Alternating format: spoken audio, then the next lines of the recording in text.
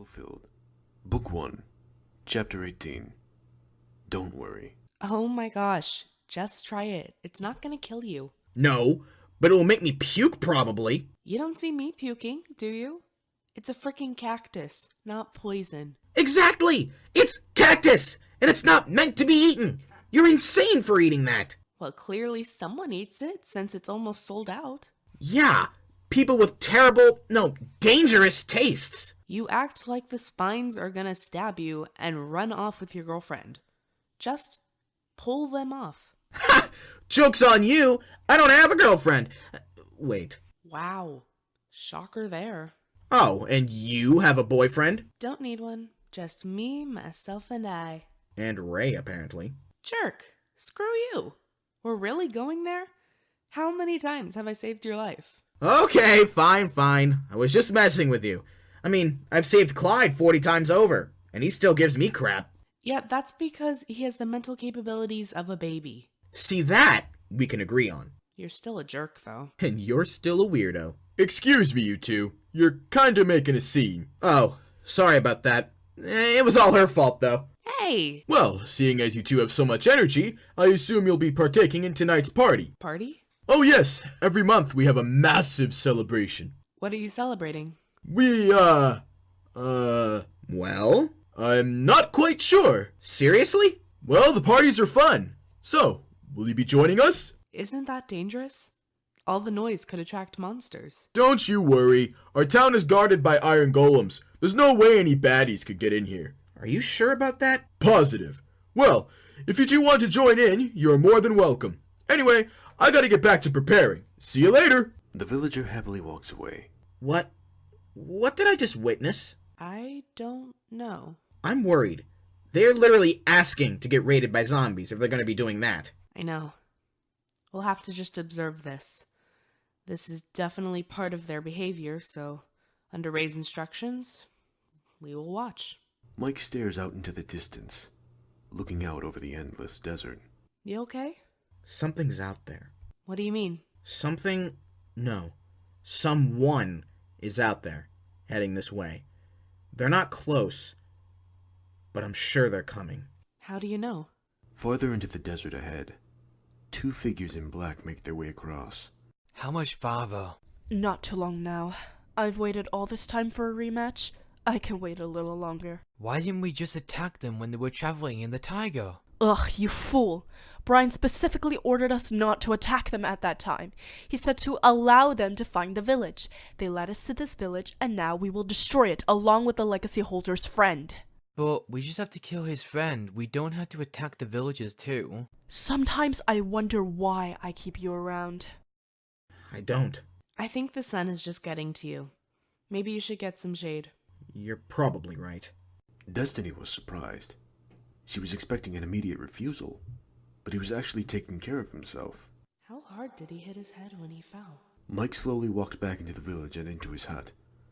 Once inside, he sat down on a chair he had made himself and looked out the window. This feeling he was experiencing, he couldn't explain it. It was almost like fear, but different. The sun sets over the sandy lands. As the moon rises, every villager gets their party hats on and gets ready to rock the night away. The party lasted for hours. Everyone was in the town square dancing with each other. Villagers were eating all sorts of food and playing music. Little kids were running around playing and screaming at each other. Mike and Destiny had never been to a party, or at least never one this big. Everyone looked beautiful with all sorts of colored lights. There was even a fire pit in the center of the square. Villagers huddled around the fire to warm up with their loved ones and tell stories. Destiny had gone over to listen to all the stories. She seemed to start enjoying herself, even dancing along to some songs. But Mike couldn't bring himself to have fun. He looked around and noticed that there were iron golems at the party, but they weren't on guard. They were partying with the villagers, giving each other flowers and smiling. Mike spotted the villager who had been helping them and walked over to him. Hey, I thought you said the iron golems would be on guard patrolling the village. Oh, are they not? Oh well, that's fine. Are they at least enjoying themselves? Aren't you at least a little worried about being attacked? Not really. Come on, dance, have fun. Your girlfriend is. Again, she's not my girlfriend. Mike and Destiny sitting in a tree. Kissing. The villager was clearly drunk. Yeah. You, sir, have lost your marbles. I'm gonna have to ask you to get your horrific breath away from my nose. Don't be such a downer. Have some fun. Drink a little before the fireworks start. It makes them more colorful. First of all, I don't drink. Second of all, I'm not here to have fun, and neither is Destiny, so I have no idea why she's messing around. Thirdly, you are all putting yourselves in danger by making all this ruckus. Oh yeah, and fourth, those fireworks don't need to be more colorful when you're so drunk you can't see straight. Look, there's no reason to worry. We haven't had zombies enter our village for decades. If you're just gonna bring the mood down, we'd prefer you go back to your house. Mike, come on, they're playing my favorite song. Destiny. Grabbing him by the collar of his shirt, Destiny pulled him to the center of the dance floor. Destiny, what are you? Shut up and dance. Mike stood frozen in the center and watched Destiny dance. She skipped in circles around him, hopping from foot to foot, with her arms in the air and a gigantic smile on her face. She linked arms with villager after villager, pulling them all close to the dance floor, encouraging them all to dance with her. What the heck are you doing? Finally having some fun for the first time in weeks. Come on. I, don't know how to dance. You don't need to know. Just let yourself loose. But the noise! The monsters! She walked up to him and grabbed his hands. There have been no monsters all night. Or any since we've been here. Just come on and dance with me. Okay. Mike begins to blush. Destiny beamed and pulled Mike into a spin.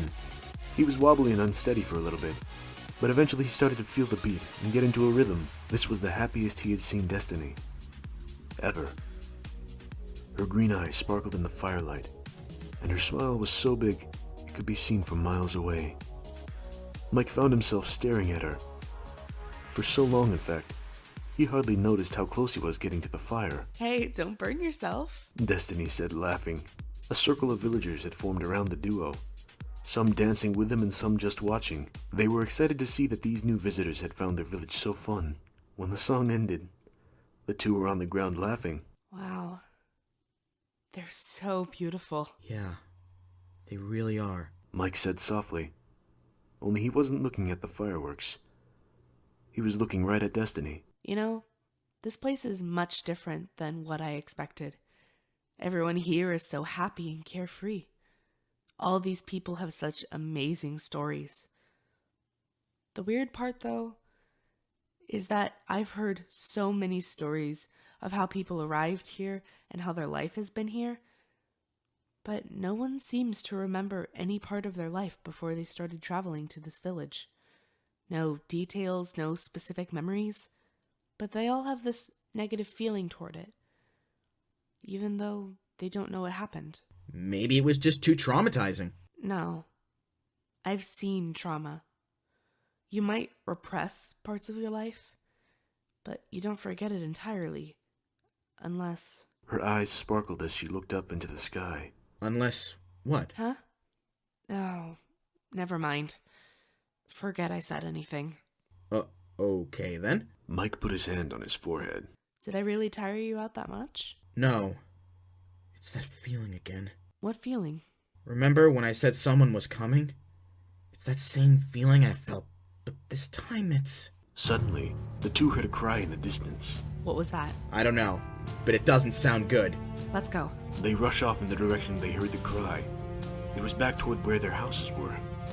When Mike saw them, he stopped, holding Destiny back. In front of their houses was the villager who had greeted them, and two mysterious figures. He was on his knees, and the two figures were looming their swords above him. Mike heard a familiar voice. Where are they? The voice said menacingly. Please don't hurt me! We promise we will hurt you if you tell us where they are. Shut up, Kyle. Both of the voices now sounding familiar. It was the two strangers that had attacked Mike weeks ago. But what were they doing here? Mike, why are we just standing here? We need to help him. I know who they are. You what? Well, I don't know them, but I recognize their voices. They're the ones who attacked me back at home. Those monsters? We need to help him now. Shh! They'll hear you. They're powerful, so we need to sneak up on them. Got it. They slowly made their way behind Destiny's house and onto the roof. The villager was still on his knees. He saw the two, but Mike put a finger to his lips, signaling for the villager not to give them away. Mike jumped off the roof, and just as he was about to strike, he noticed one of the strangers was gone. The remaining stranger whipped around and struck their sword with his. Mike was knocked to the ground and his sword flew from his hands. The stranger loomed over him, her dark blue eyes strikingly cold. Just the man we were looking for. He heard a grunt and a thud. He looked over to see Destiny unconscious on the ground, and the other stranger standing above her. Ebony laughed. You know, you should really learn to be more quiet at night.